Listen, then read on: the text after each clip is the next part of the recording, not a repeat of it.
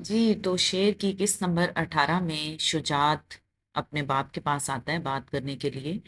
وہ اپنے باپ سے کہتا ہے کہ ہم گاؤں کی زمینیں بیچ دیتے ہیں اور شہر میں کوئی کاروبار سٹارٹ کر دیتے ہیں۔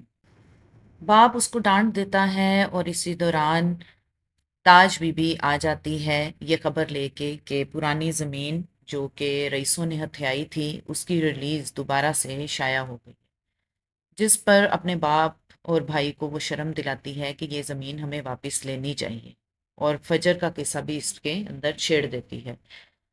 بھائی اس کا شجاعت ڈانٹتا ہے کہ میری بیٹی کو بار بار تم مت گھسیٹو، بٹ وہ اس کو اگین شرم دلاتی ہے تاکہ اس کا بھائی زمین ہتھیانے کے لیے تیار ہو جائے۔ چودھری شجاعت کچھ دیر کے لیے سوچتا ہے اور پھر اپنے باپ سے کہتا ہے کہ ٹھیک ہے، میں ٹینڈر بننے کے لیے ریڈی ہوں۔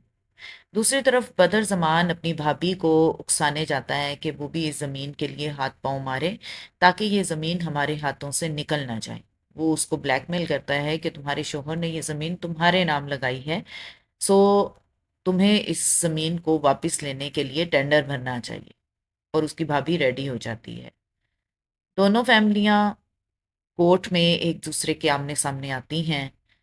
بدر زمان ایز یوزول اپنی نیچر کے مطابق دوبارہ سے چودھری شجاعت کو اکساتا ہے، اس کو کہتا ہے کہ زمینیں تمہاری طرف سے کون سنبھالے گا، تمہارا بھائی وجاہت تو لندن چلا گیا ہے اور تم اپنی بیٹی کی وجہ سے منہ چھپاتے پھرتے ہو۔ جس پر چودھری شجاعت غصے میں آتا ہے اور وہ کہتا ہے کہ تمہارے بیٹے زمینیں سنبھالیں گے یا پھر تمہارے بھائی کا بیٹا جو کہ خود پاگل ہے، جس پر اس کی ماں بھڑک اٹھتی ہے اور بات ختم کر کے وہ وہاں سے چلی جاتی ہے۔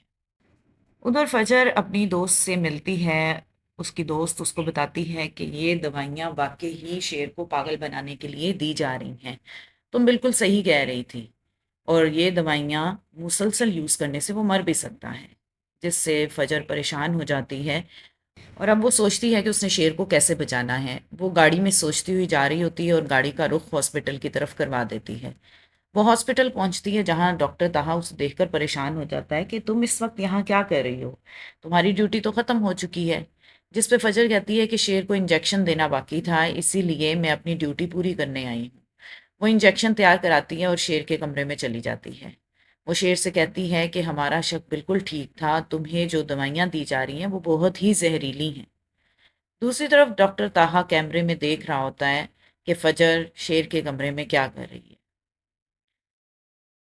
فجر شیر سے کہتی ہے کہ تمہیں اب بہت احتیاط کرنی ہوگی اور تمہیں دوائیاں جو ہیں وہ استعمال نہیں کرنی، کیونکہ اس سے آہستہ آہستہ تمہارا برین ڈیمیج ہوگا اور تم ختم بھی ہو سکتے ہو۔ فجر اسے کہتی ہے کہ اب میں پوری طرح سے تمہیں یہاں سے نکالنے کی کوشش کروں گی اور تمہیں میرا ساتھ دینا ہوگا۔ شیر بھی یہ تمام باتیں سوچ کر پریشان ہو جاتا ہے۔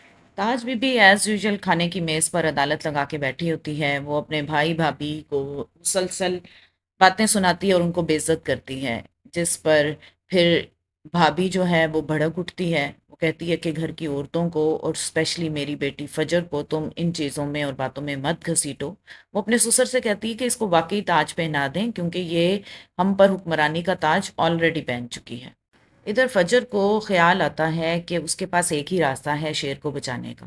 وہ شیر کی پھپھو یعنی اپنی چچی کو کال کرتی ہے اور اسے ساری سٹوری بتاتی ہے۔ وہ کہتی ہے کہ آپ کو پتہ ہے کہ یہ سب آپ کا بھائی بدر کر رہا ہے، وہ شیر کو پاگل بنا رہا ہے اور اس کی جان خطرے میں ہے، سو اس کو واپس پاکستان آنا پڑے گا۔ ابھی فجر اپنی چچی سے بات کر رہی ہوتی ہے کہ اس کا باپ آ جاتا ہے۔ وہ کچھ باتیں سن لیتا ہے۔ فجر ایک دم سے ہڑبڑا کے اٹھتی ہے اور اپنی صفائی پیش کرنے کی کوشش کرتی ہے، لیکن اس کا باپ کچھ بھی سنے بغیر وہاں سے چلا جاتا ہے اور فجر پھر پریشان ہو جاتی ہے۔